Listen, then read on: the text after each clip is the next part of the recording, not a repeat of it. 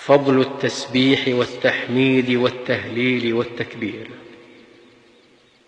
قال صلى الله عليه وسلم: من قال سبحان الله وبحمده في يوم 100 مرة حطت خطاياه ولو كانت مثل زبد البحر. وقال صلى الله عليه وسلم: من قال لا إله إلا الله وحده لا شريك له، له الملك وله الحمد وهو على كل شيء قدير 10 مرار، كان كمن أعتق 4 أنفس من ولد إسماعيل.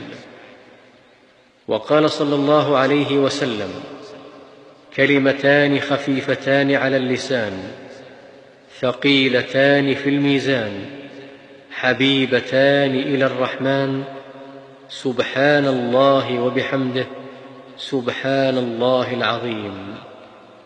وقال صلى الله عليه وسلم: لأن أقول سبحان الله والحمد لله ولا إله إلا الله والله أكبر أحب إلي مما طلعت عليه الشمس. وقال صلى الله عليه وسلم: أيعجز أحدكم أن يكسب كل يوم 1000 حسنة؟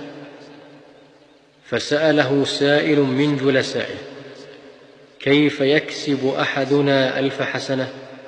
قال: يسبح 100 تسبيحة فيكتب له 1000 حسنة أو يحط عنه 1000 خطيئة. وقال صلى الله عليه وسلم: من قال سبحان الله العظيم وبحمده غرست له نخلة في الجنة.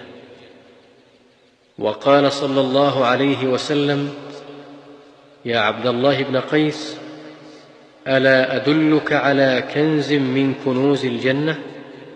فقلت: بلى يا رسول الله. قال: قل لا حول ولا قوة إلا بالله.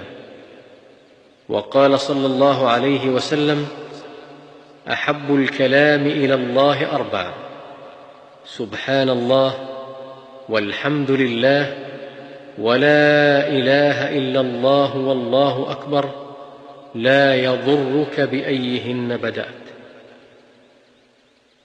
جاء أعرابي إلى رسول الله صلى الله عليه وسلم فقال: علمني كلاما أقوله.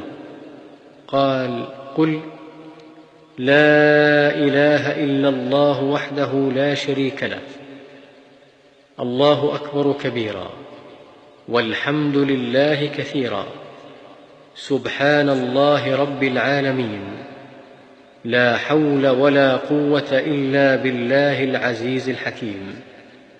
قال: فهؤلاء لربي، فما لي؟ قال: قل اللهم اغفر لي وارحمني واهدني وارزقني. كان الرجل إذا أسلم علمه النبي صلى الله عليه وسلم الصلاة، ثم أمره أن يدعو بهؤلاء الكلمات: اللهم اغفر لي وارحمني واهدني وعافني وارزقني. إن أفضل الدعاء الحمد لله، وأفضل الذكر لا إله إلا الله. الباقيات الصالحات سبحان الله والحمد لله ولا إله إلا الله والله أكبر ولا حول ولا قوة إلا بالله.